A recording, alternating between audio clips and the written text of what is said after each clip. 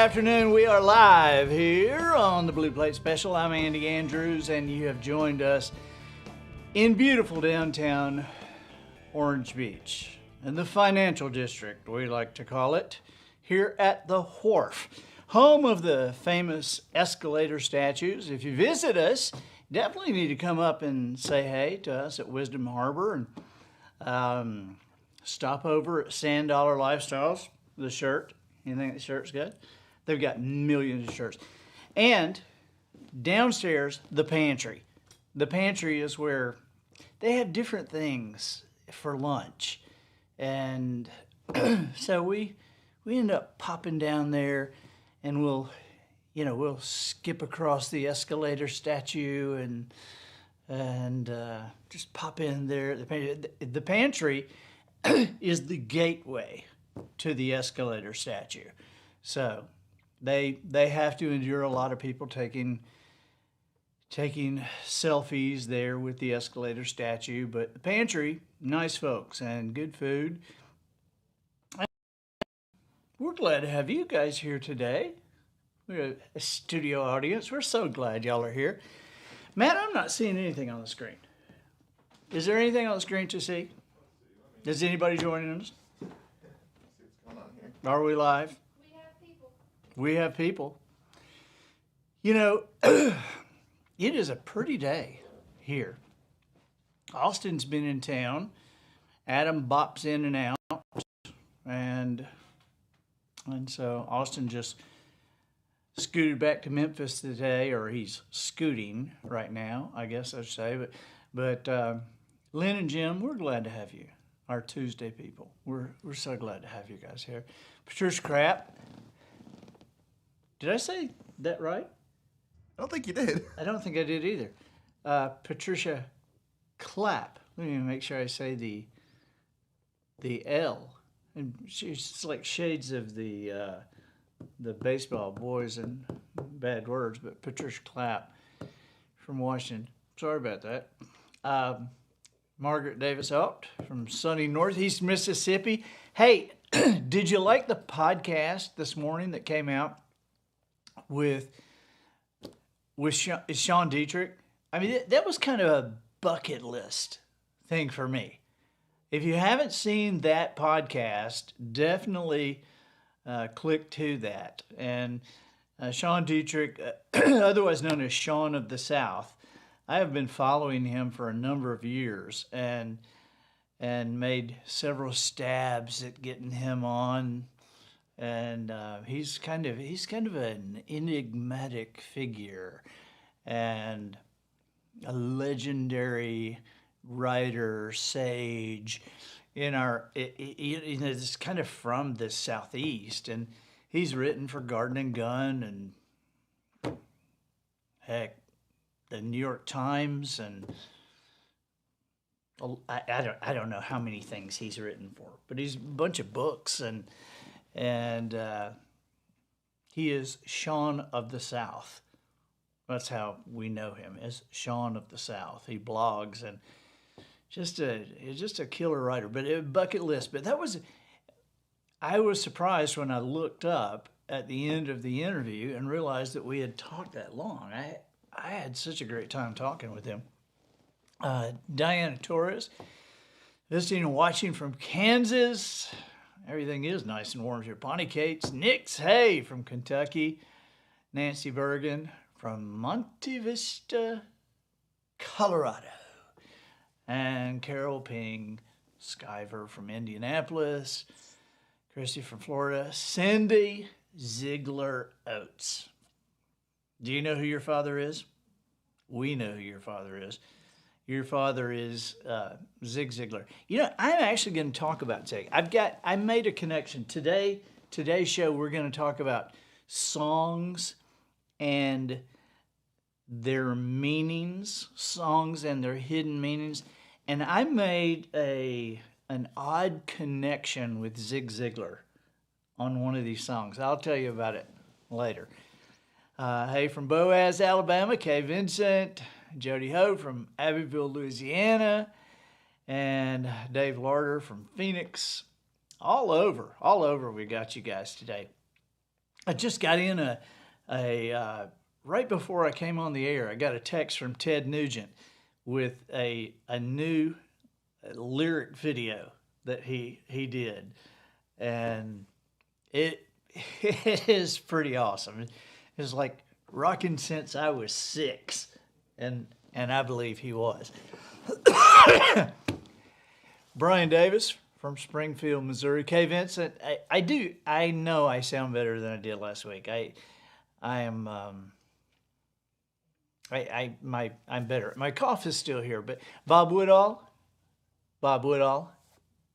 you've been missing the show lately, buddy. I'm going to talk about you too. I got a story about you too. Bob Woodall from Dothan, Alabama. Dan Stone joining us with snow on the ground. Gene McDonald. Hello, my friend. You need to go on YouTube and just Gene McDonald. Listen to the guy sing. Just wait a minute. Lottie Lou loves Sean Dietrich. Yeah, I think that would be that'll be a cool conversation for people who are interested in writing. From the point of view of two guys, meaning Sean and myself, who kind of fell into the writing thing and are kind of surprised. And so, but Chris Comer's putting up a redneck blind today. Good for you. It's not even deer season. You're getting ahead of it. Diana Torres, great author. Okay, hey, let's get started on some of these songs and their meanings. Now, we're gonna talk first about some of the songs that people don't know what they're really saying. That they mistake the words. The main ingredient, which is a group, not a main ingredient, but the main ingredient years ago came out with a song called Everybody Plays the Fool Sometime. There's no exception to the rule. Listen, baby, it may be factual, may be cruel. I ain't lying. Everybody plays the fool. Well, I grew up thinking that was everybody plays the flute sometime. Just sometime. I didn't really understand that, but I thought, well, maybe one day in my life, maybe it's something that I'm unaware of at this point in my life, but I guess everybody plays the flute. In 5th grade, everybody played the recorder. That's true. The recorder. In kindergarten, everybody played the triangle. I think it was probably, that song came out probably when I was in the 6th or 7th grade. So maybe, it seemed to mean something to me that everybody plays the flute sometime. Maybe factual, maybe cool, but everybody plays the flute. I ain't lying. Remember Bob Dylan, Blowing in the Wind?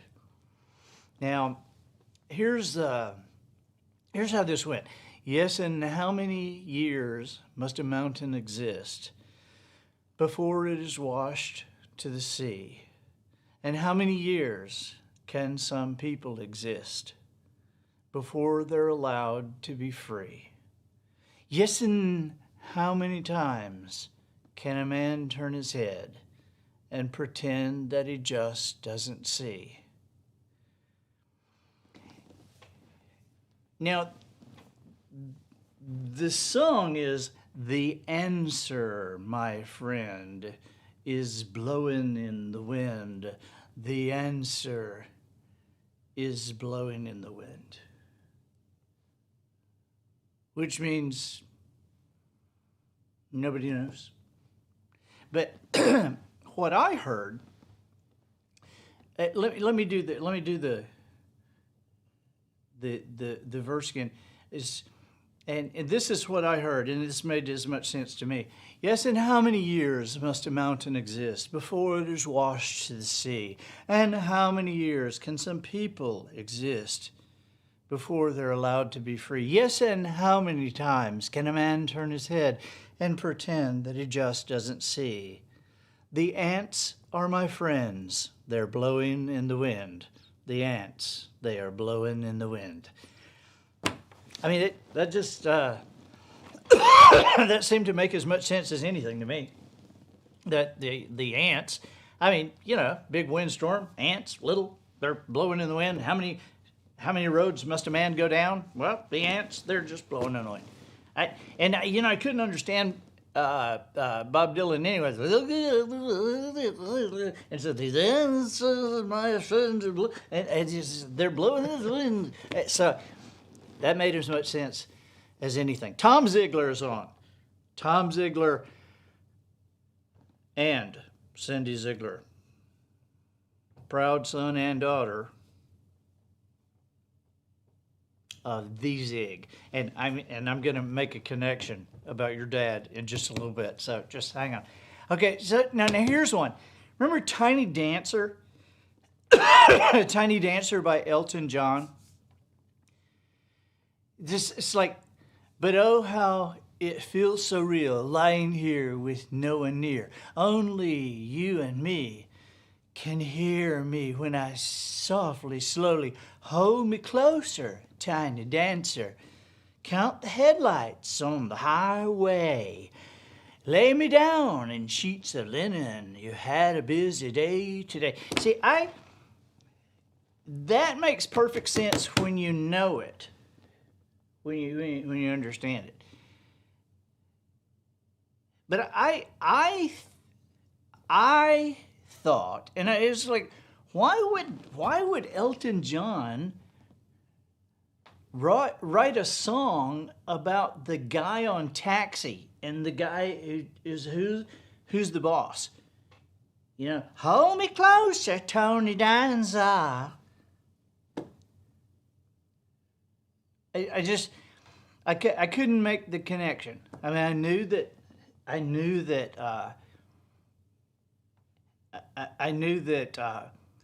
that Elton John was gay, but I didn't know about Tony Danza. And I was like, really? It's like, hold me closer, Tony Danza. It really freaked me out. It really freaked me out. So, all right.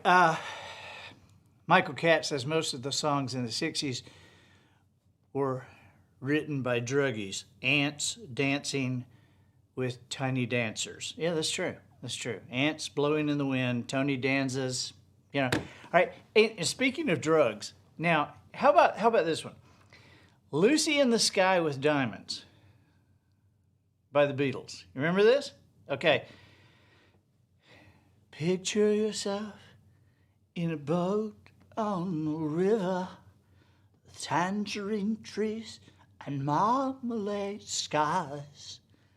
Somebody calls you, you answer quite slowly. A girl with kaleidoscope eyes. That isn't what I heard. I mean, because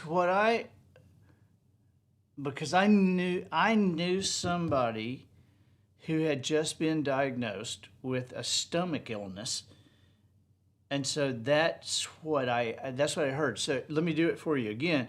Is picture yourself in a boat on a river with tangerine trees and marmalade skies.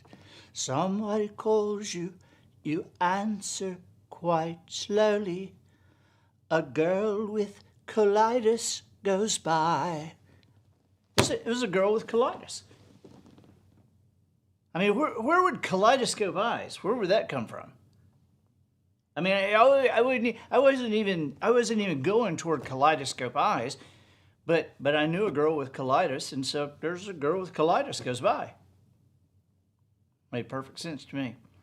That song, Lucy, was actually one of John Lennon's son's classmate. And he used that name. And she was not the unfortunate sufferer of a digestive disease. But get this, decades after the song was released, Paul McCartney did an interview, and he said, "Lazy in the sky with diamonds." That's pretty obvious. There's others that make subtle hints about drugs, but it's not easy to overestimate the influence of drugs on the Beatles' music. That's what he said. It's not easy to overestimate the influence of drugs on Beatles' music. Lucy, Sky, Diamonds, LSD. Lucy in the sky with diamonds. I didn't know that was a drug song. I just thought it was a song about a girl with colitis. All right. Now, here's the Zig Ziglar connection. Cindy says she's afraid to hear which song I connected with her dad. Okay, well, I'll tell you exactly what it is. It is We Will Rock You by Queen. And there is a Zig Ziglar connection. And I'm going to do my best. I'm going to do my attempt at telling the story that was lodged in my mind when I heard Queen doing We Will Rock You. Okay? But Zig used to tell a story, and this is the story. Mr. B was at the top dog. He was a very top dog in a very large company. Every morning he met some of his cronies for breakfast. On this particular morning, he lost track of time. He looked at his watch and realized he was going to be late for work. He left the restaurant, jumped in his car. He barely had the engine started. When he threw it in reverse to back out, he burned rubber leaving the parking lot. As he got on the freeway, he put the gas to the fiberglass. As he sped down the highway, he looked in his rearview mirror. His heart skipped a beat when he saw the flashing lights. He pulled over and rolled down his window. "Where are you going in such a hurry?" the officer asked. "I'm needed at work," he replied abruptly. "I'm a very important man." "Well, you're not above the law." "I didn't say I was above the law, but you shouldn't be. Shouldn't you be chasing real criminals and leave me alone?" "I'll leave you alone in a few minutes," the policeman said. "Let me see your driver's license, registration, proof, insurance." And Mr. B handed him the requested information. Then he sat there and he stewed. As the minutes passed by, he got more and more angry. The officer came back, handing him a ticket. Along with the rest of his documents, he grabbed them out of the officer's hand. He rolled up his window, and he took off down the road. He finally arrived at work. He was really late now. When he got to work, the first person he saw was his sales manager.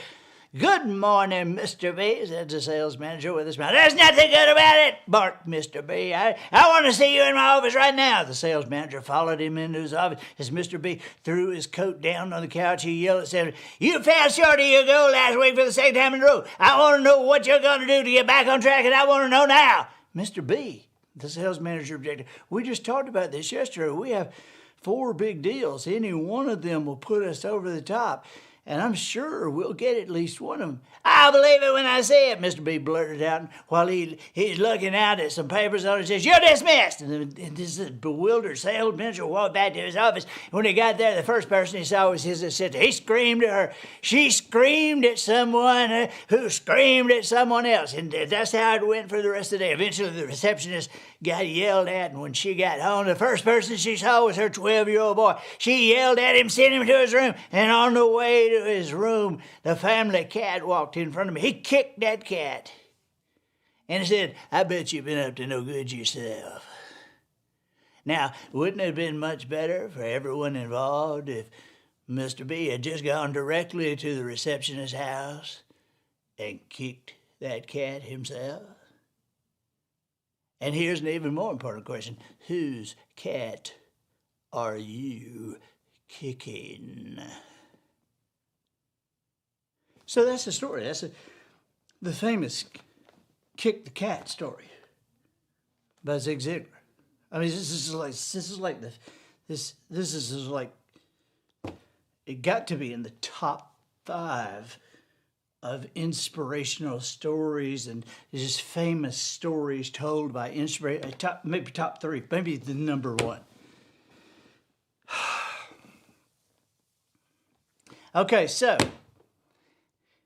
I'm listening to Zig Ziglar tapes. All I can do.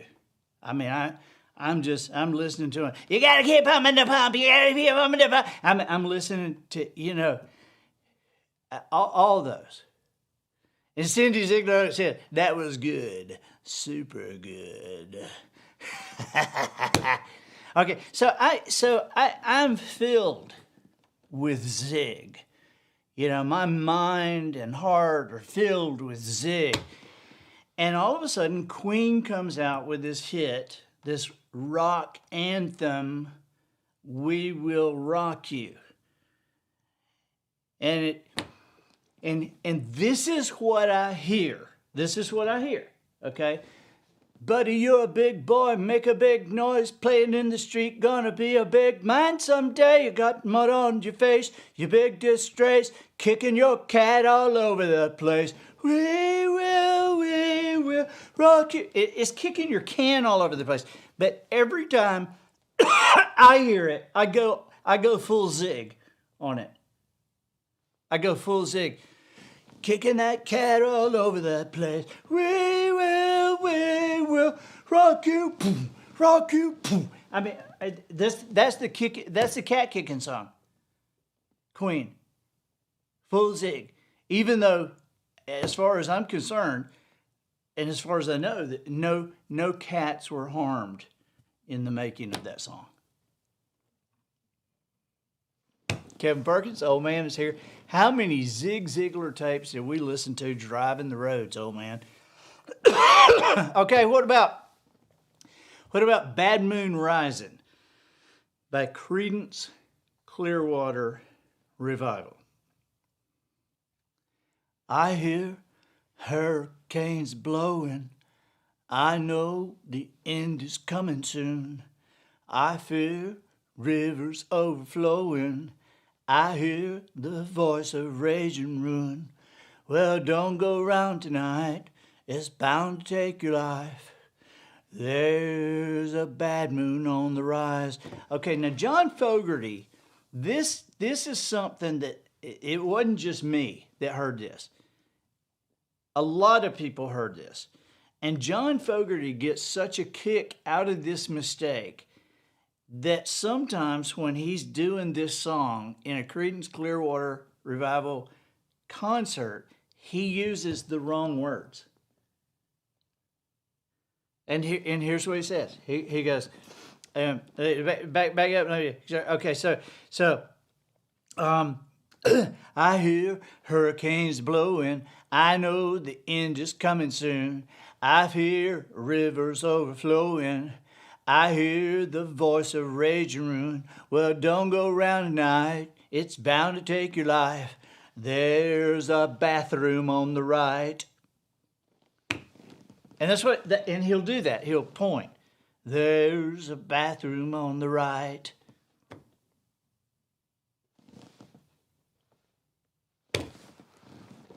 And if you've ever been in a Creedence Clearwater Revival concert, you know that now the entire audience points with him. There's a bathroom on the right.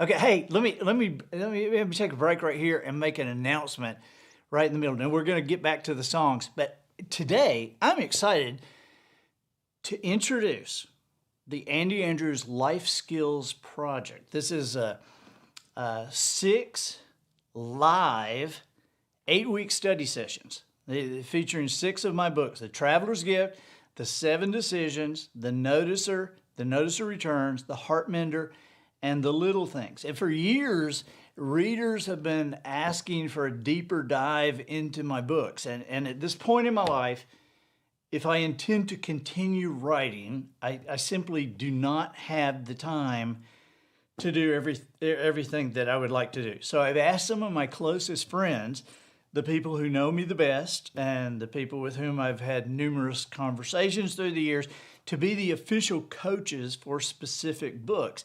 So these are live study sessions, and these are people. The coaches are people who not only know what I think, but they have wisdom of their own to share. And I hope you'll take advantage of this opportunity, enjoy the discussions that are built around these study guides we've prepared. This is going to be fun.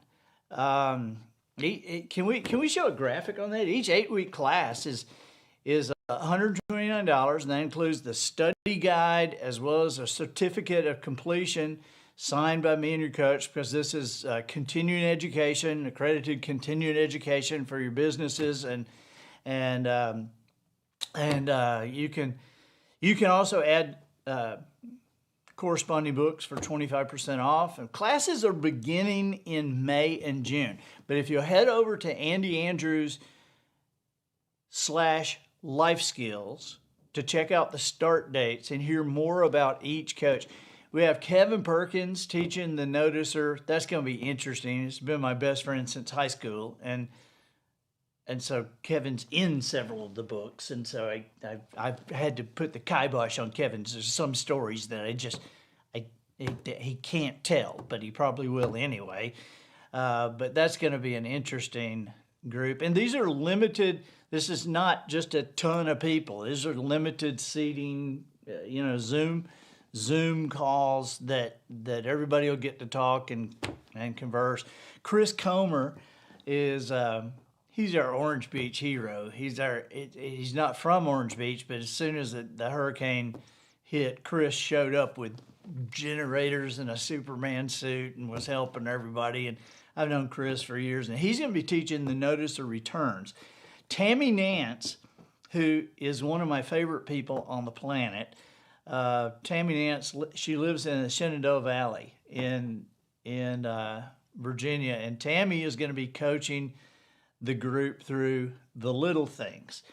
And then Dan Stone, who's one of my best friends, Dan Stone, even though he made a really weird decision to move from the beach to Duluth, Minnesota. I still don't get that.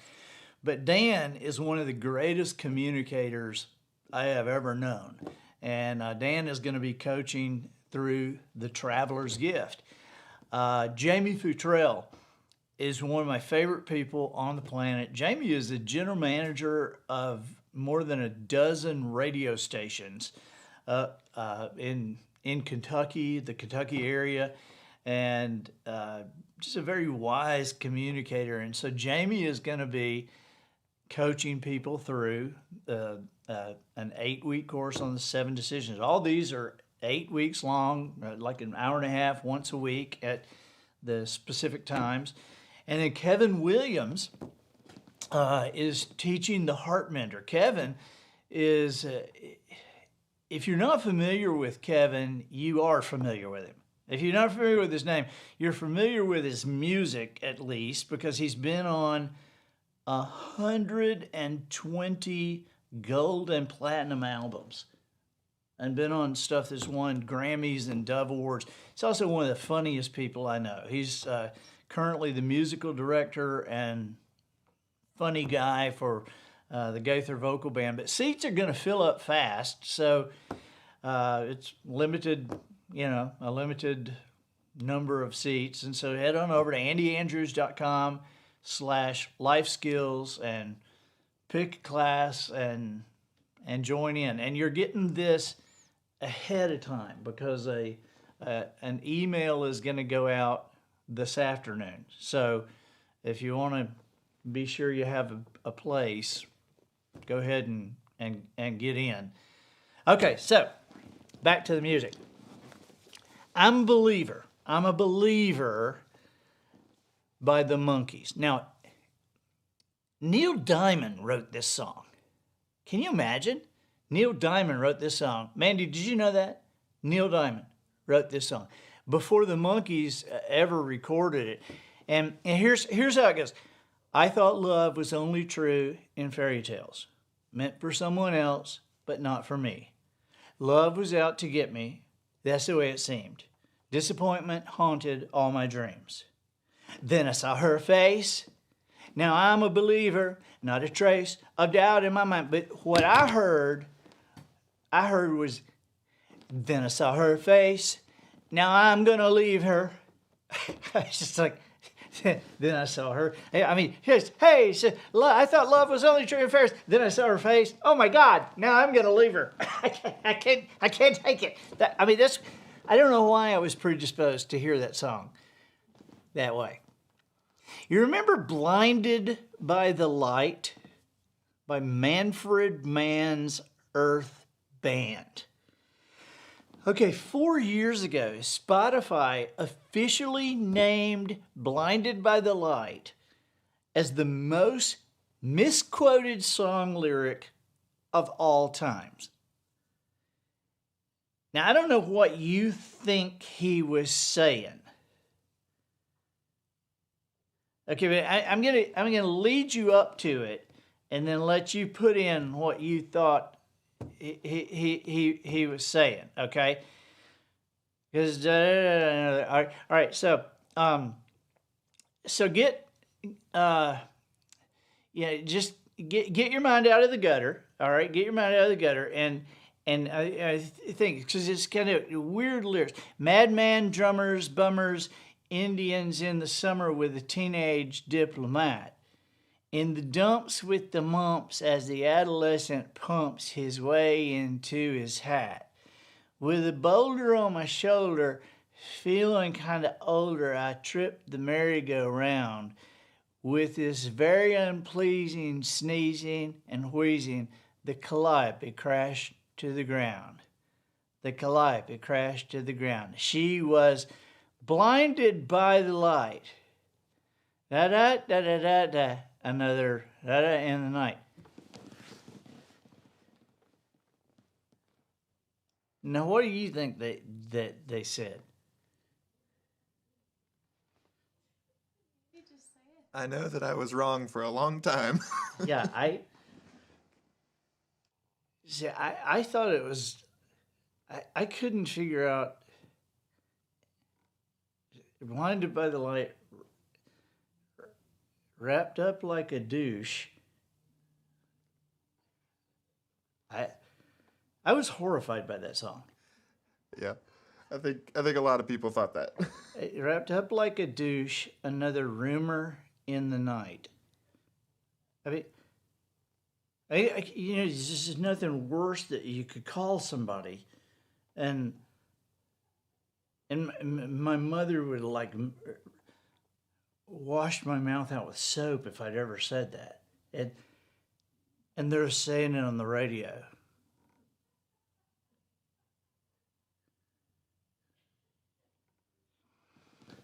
Turns out they're saying revved up like a deuce, another runner in the night. And so evidently a deuce is a car. Is that right? Yeah. Revved up like a deuce, another runner in the night. I can't believe they wrote that though, not thinking, hey, let's say this and they're gonna think it says this. But we can go, oh no, we didn't mean that. We meant a car. Yeah. That's one that Spotify 4 years ago named that the most misquoted song of all time. You know, the Little Deuce Coupe, a Little Deuce Coupe, and nobody ever thought that was a little douche coupe. I'm horrified I'm even talking about this. But I don't think Manfred Mann was innocent. I don't think they were innocent. I don't think they just chose that and said, "Oh, yeah." I don't think so. Jeff Herring says a grad school buddy thought Dolly and Kenny's Islands in the Stream was I Have Been Redeemed. That's pretty funny. Until you heard it one day coming back from racquetball. You know, I listened to that song. That was the last song of Kenny's show. That was the wrap up. And I would always be walking toward the bus when I heard that song. But I always thought those words were, those words were written by, what's his name? Barry Gibb, the Bee Gee. And he wrote it for Kenny, and Kenny was trying to record it, and Kenny got to where he just like hated it that day, where he was trying to record it. And then he said, well, maybe do it as a duet. And Dolly was recording down the hall, and Dolly came in and did it with him, and then there was it. But I used to hear that, and I'd hear that song, baby, when I left you, there was peace unknown. I set out to get you with the fine-tooth comb. I just thought those were very esoteric lyrics, but it worked.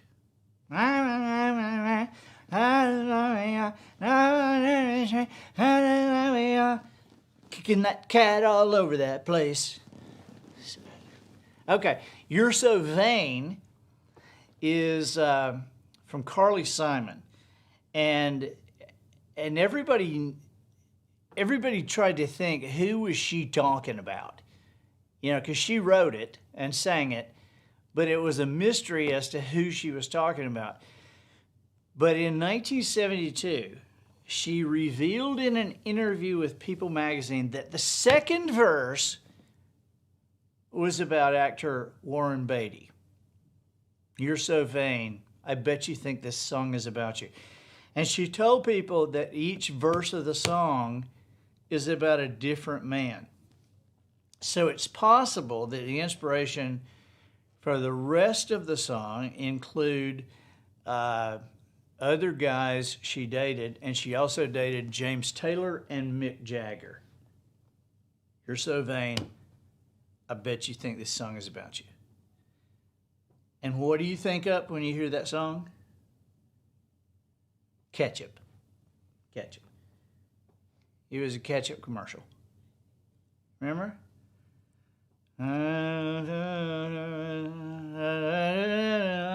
It was a ketchup commercial. That's what I think of. Sweet Caroline, Neil Diamond again. Sweet Caroline.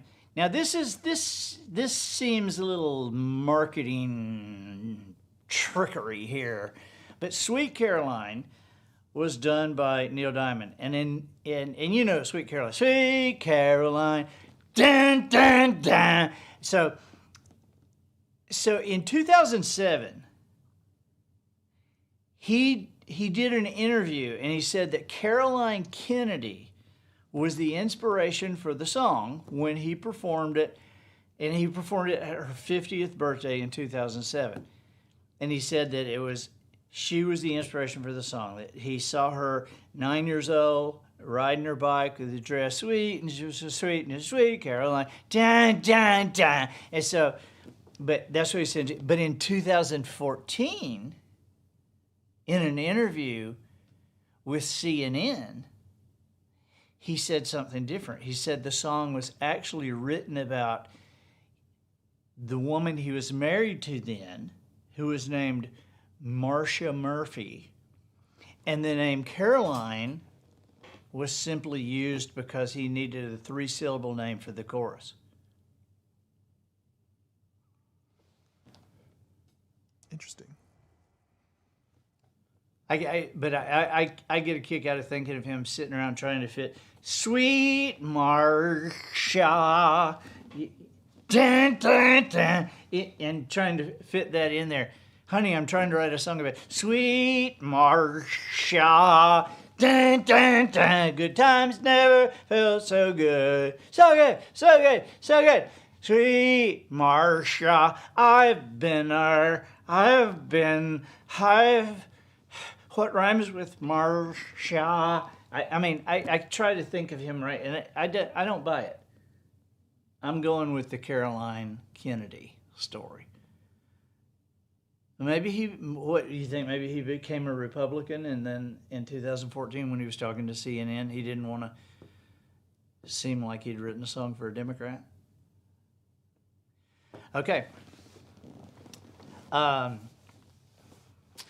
Now, Born in the USA. Born in the USA. This is a song. This is going to give you some problems here. Okay, because we've all, born in the USA. I was born in the. But that song just seems so patriotic. And then I read in Rolling Stone that so many people think it's a patriotic song. But he said it's really a criticism of America and its policies, including the military. I was like, what? What? And so I born in the USA, we were born in the U. That's a criticism of America and its policies, including the military. And so okay, he wrote it, and that's what he meant it to be. So I went and looked up the lyrics, and because I realized the only thing I remembered was born in the USA, we were born. That's all I remembered. That's all. You remember that part? Born it. It's the only part I know. Yeah. Okay, but here are the lyrics. Born down in a dead man's town. The first kick I took was when I hit the ground.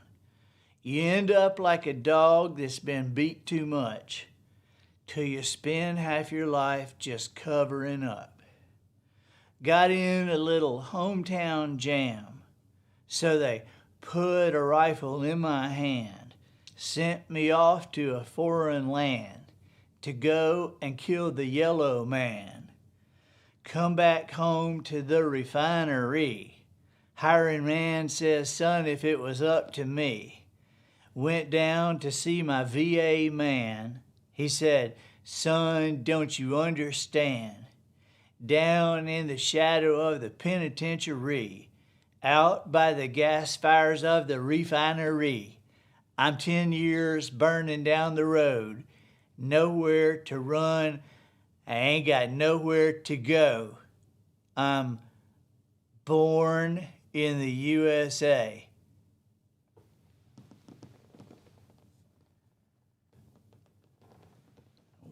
Wow.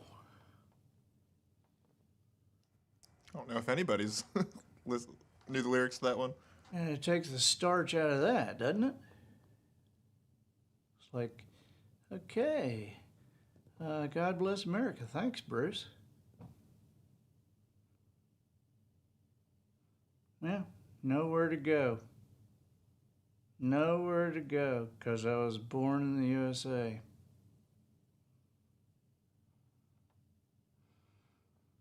This from a guy who's worth $300 million for singing. Nowhere to go. Yeah. I wonder what other countries that could have happened in. It kind of wrecks me when I find out. Really? This is what I've been listening to. This is what I liked.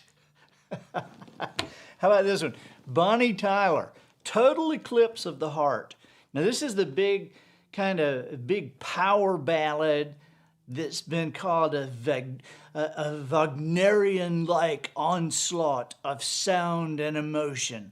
It was written by Jim Beviglia, and he said that it was a garment-rending, chest-beating, emotionally exhausting ballad. Okay, so here's the words. Every now and then, I get a little bit terrified But then I see the look in your eyes. Turn around, bright eyes. Every now and then I fall apart. Turn around, bright eyes. Every now and then I fall apart. And I need you now tonight. And I need you more than ever. And if you only hold me tight, we'll be holding on forever. Once upon a time I was falling in love, but now I'm only falling apart. There's nothing I can do, a total eclipse of the heart. Jim Baviglia wrote it for a Broadway musical that failed. It lost $12 million. The Broadway musical was Dance of the Vampires. This was a vampire love song. So the musical was a flop, lost $12 million. But he said, with total eclipse of the heart, I was trying to come up with a love song. And I remembered the one I actually wrote to be the vampire love song in the musical. And its original title was Vampires in Love, because I was working on the musical. And if anybody listens to the lyrics, they're really like vampire lines. It's all about the darkness, the power of darkness, and love's place in the dark. Total eclipse of the heart. You think this is a big love song. This is like, it's about a vampire. It's really funny. I want to drink your blood. A total eclipse of the heart. Okay, all right. Now, here's a weird one. This is probably the weirdest one on the list. We got two left. This is the weirdest one on the list, probably. Maybe the second weirdest one on the list. But John Lennon, Imagine. All right, now you remember the song, right? You remember the song, Matthew? Of course. Yeah. Okay. It's like a beautiful little haunting thing, you know? Now, I gotta say that I've heard that song a lot, but I was at a funeral the first time I really listened to the words, because I was at a funeral and they had the guy's ashes up there on a stool, and there was a tape player. This was years ago. And somebody went up and pressed play. And while we stared at the guy's ashes and remembered the guy, I actually listened to the words. And this is what the word said. Imagine there's no heaven. It's easy if you try. No hell below us, above us only sky. Imagine all the people living for today. Ah, ha, ah, ha. Imagine there's no countries. It isn't hard to do. Nothing to kill or die for, and no religion too.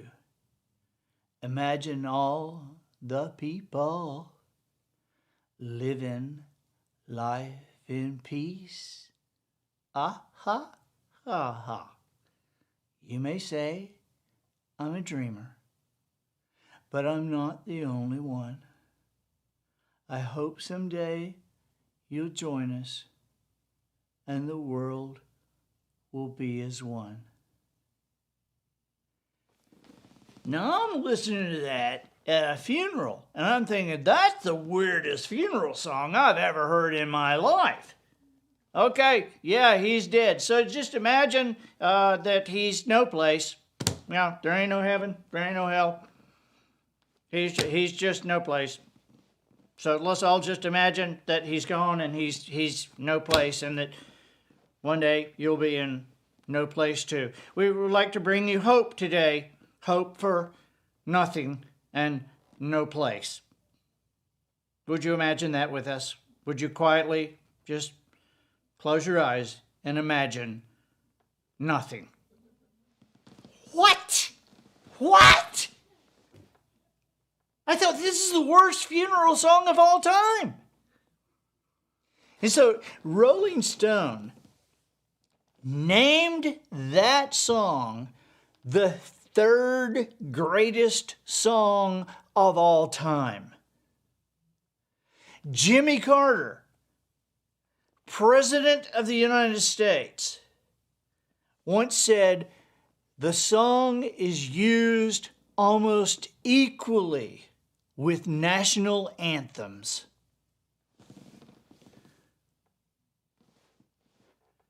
Now this song was co-written by Yoko Ono. So Yoko Ono and John Lennon, sitting naked in a New York apartment, wrote this song. On drugs, supposedly. Lucy in the Sky with Diamonds. And so we'll give the final word to what the song is about to John Lennon, since he wrote it. And he said, well, it's virtually the Communist Manifesto.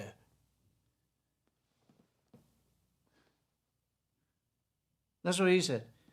And so once the song became a hit, he also went on record saying, I sugarcoated it, so it's accepted.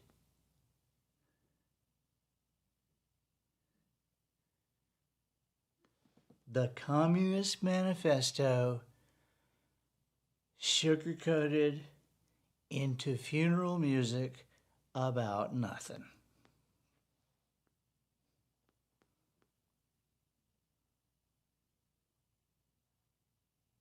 Born in the USA. Wow. Whew. Okay. All right. Couple more. Here we go. Los del Rio. They did a song called Macarena. Now, there's an entire genre of music whose lyrics are just totally ignored because the instrumentals are just so fun and they're so happy and they're danceable. And Macarena is the queen of these songs. You don't understand Spanish? Yeah. Neither do I. I mean, ¿Dónde está la playa? No tengo dinero. El perro está muy enfermo. That's all I got. Where's the beach? The dog is very sick. I have no money. That's what I have in Spanish. So we're all just dancing along to a song about this poor enlisted man and his misery. The song is about this guy who's serving his country while his girlfriend cheats on him with two of his friends while he's in the army.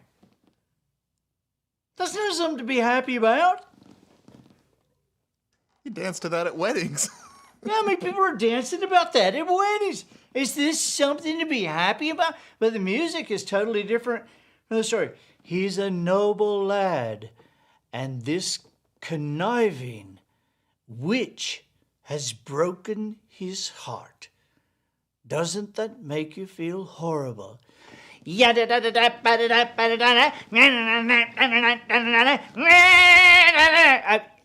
is despicable in every way and should be shunned for her behavior. Don't you agree? Macarena.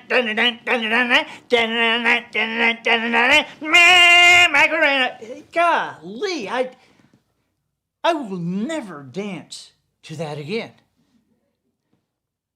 I am horrified that I have poured misery on poor Miguel, who was only serving his country, and then this little senorita was like a little tramp giving it away to his friends. Okay, here's the last one. And this is a good one. Oh, baby, this is a good one. Bob Woodall, are you ready for this? Okay, a little personal background here. Now, the song is Ben by Michael Jackson. Okay, you remember this? Okay, song is Ben by Michael Jackson. A little background here. It was 1971. I was in the 6th grade living in Dothan, Alabama. And one Friday night, Mike Rawls, David Tomley, Harry Sneed, Bob Woodall, and I went to a movie at the mall. Now, Bob was meeting Brooke Kennington there, so we knew he wasn't going to watch the movie. He and Brooke were going to just sit in the back and make out. Which, we said, you're not going to watch the movie. Of course, if she would have made out with us, we wouldn't watch the movie either. But Bob had it all over us. He was like the most popular kid, and Brooke Kennington, Becky Solly, all the Joy Wallace, all the good-looking girls, they want to make out with Bob. We had to watch movies.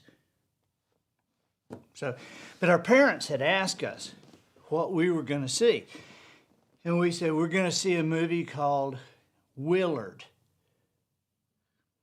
What's it rated? They said. We said, PG. What's it about? And we said, it's about this teenager named Willard who has a pet rat and all the hijinks that ensue. It sounds kind of like that Disney movie, That Darn Cat, or that one, The Ugliest Dachshund with Dean Jones. Remember that? Or The Shaggy Dog, where the professor turns into like a dog or something like that. And so many people assume that this sentimental song is about a friendship between two boys. Okay, so but Willard was the original movie. Now we went to that movie that night thinking, okay, a boy and his rat, and he gets in trouble and the hijinks that ensue. We're in the 6th grade. And so, Renee Dixon, you were in the 6th grade with us. There you go. All right, yeah, Willard. All right, so Matt, could we show the trailer for the movie Willard? So this is the trailer that we did not see. Nobody saw this trailer before we went to the movie. We're just in the movie, and we're eating popcorn, and we're happy, and this is what comes on. Show it.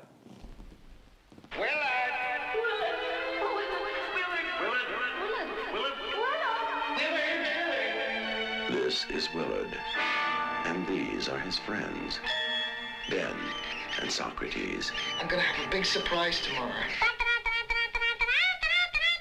Willard takes good care of them. What's that in your pocket? There's something in your pocket. And they will do anything for Willard.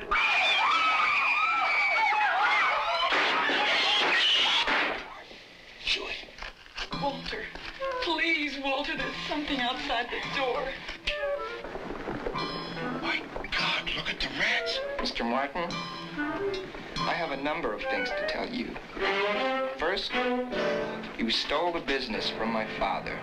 And second, it killed my mother. She died this morning, Willard, at 9:42 in my arms. And third, you're trying to ruin me. You hold up my sales department or even my shipping department one more time. Shut up, Willard. You made me hate myself. Well, I like myself now. You know, my life has changed now. 2 things did it. One was a friend I had named Socrates, and you.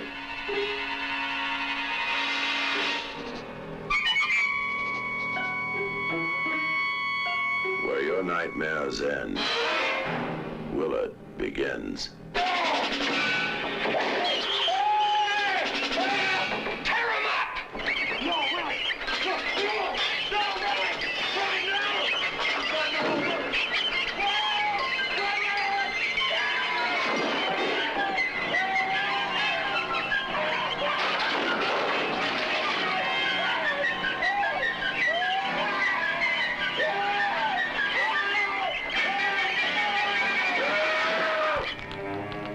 Willard is the one movie you should not see alone.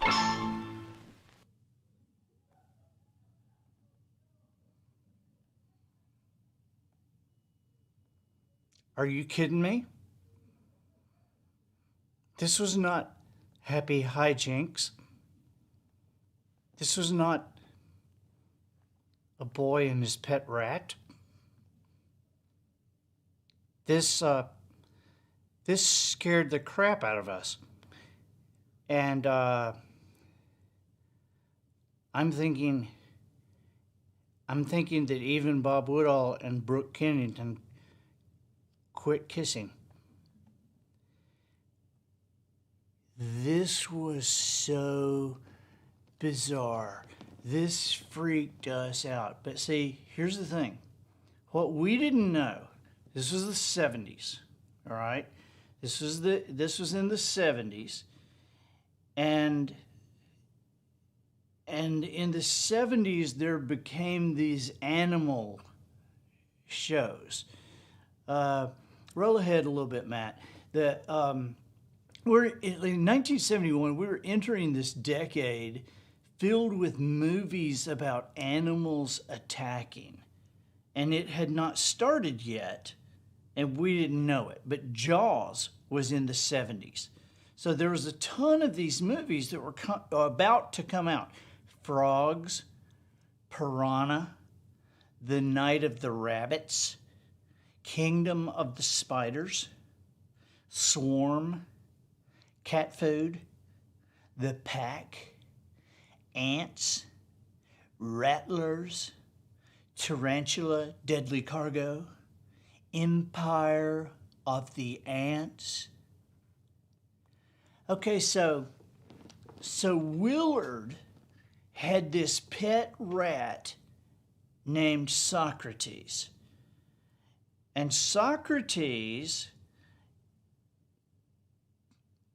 got Willard admission to a society of killer rats that was led by a rat named Ben. And Ben was the sequel to the movie Willard. Ben came out in 1972. And in this movie, Willard builds on his relationship with Ben to gain access to this society of killer rats. Okay, so the song was first given to Donny Osmond. And Donny, for whatever reason, couldn't do it. So Michael Jackson got it. 14 years old, and Michael Jackson does this song.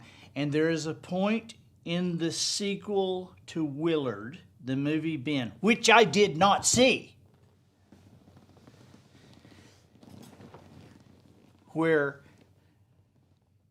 Ben is leading the hordes of rats to attack at Willard's beck and call.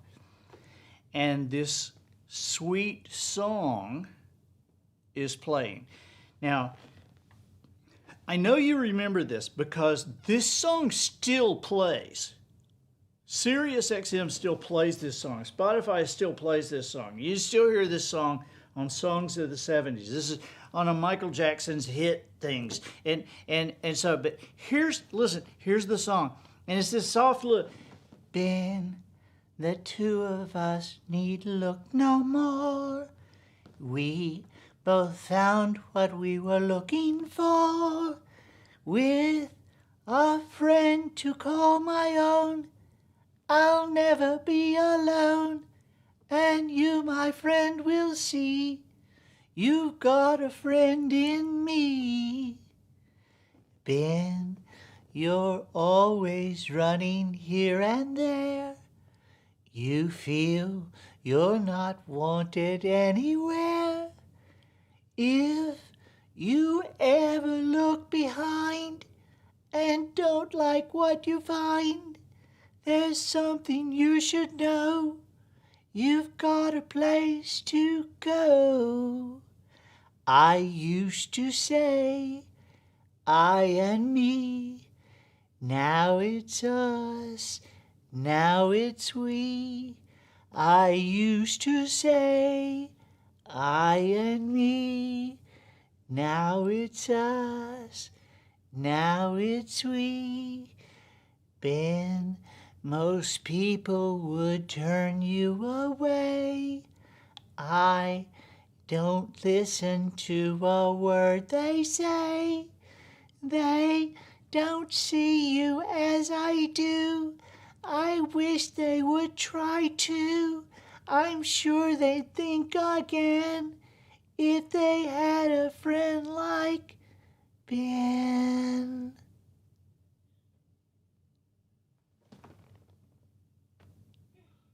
You have thoroughly creeped Emily out. I mean, that is and then when that, and they remade that movie. They remade Willard in 2003, and it starred Crispin Glover, the dad on Back to the Future.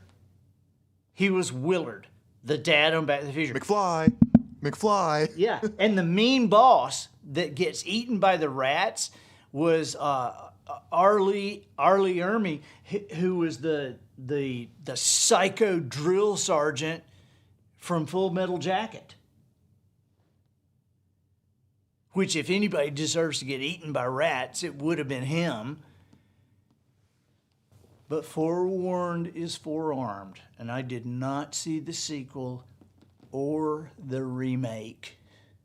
I gotta say, however, that every time that creepy Michael Jackson song comes on, I get the heebie-jeebies. I used to say, you and me, now it's us, now it's we. Oh! Okay, all right. One last one. Okay. This is a good one. This is gonna freak you out. Sarah McLachlan, In the Arms of an Angel. Okay, so you know the song, and here's the words. In the Arms of an Angel is Sarah McLachlan. Spend all your time waiting for that second chance, for a break that would make it okay.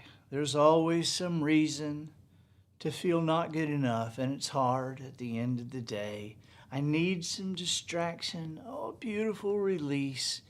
Memories seep from my veins. Let me be empty, oh, and weightless, and maybe I'll find some peace tonight in the arms of the angel. Fly away from here, from this dark, cold room and the endlessness that I fear. You're pulled from the wreckage of my silent reverie. You're in the arms of an angel. May you find some comfort here. Yeah, I get it.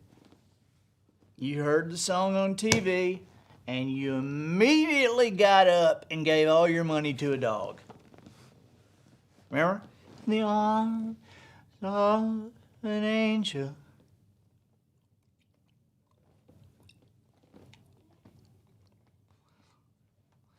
I mean, it's sad. And they show you chained up puppies with like ticks on their head, and starving chihuahuas, and toy poodles rescued from Michael Vick's dog fighting ring. And then you hear about the comforting arms of an angel, and you think, I'm an angel. I'll empty my savings account. I'll sell my wedding ring. I'll take my car to a pawn shop. I'll be an angel for a dog. Well, as it turns out, the angel is heroin. That's what she's singing about, heroin. McLachlan wrote the song following a 2-year stint of touring and recording, and the Smashing Pumpkins keyboardist Jonathan Melvoin overdosed on heroin, and she felt moved by his struggles with drug addiction and wrote a song about it. In the arms of an angel. And the song It does sound like it should be played over and over at the end of the movie credits of Old Yeller. You know, just shot the dog. He's dead. And he's in the arms of an angel. Imagine there's no heaven, no hell below it. Born in the U.S. I mean, wow. Happy birthday, Cat Hooker. This was an amazing Blue Plate special. If you have rat nightmares tonight, you can blame us. Okay, Michelle, you can blame us. All right. Cindy Ziglar Oates, your dad, kicking that cat all over that place. Yeah. You like my dog face?